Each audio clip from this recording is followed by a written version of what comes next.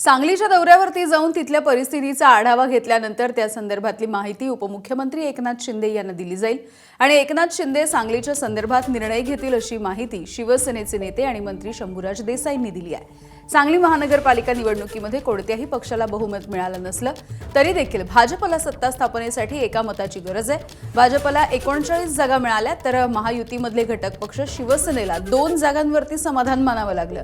अशा परिस्थितीमध्ये शिवसेनेची भूमिका नेमकी काय आहे याकडे लक्ष आहे।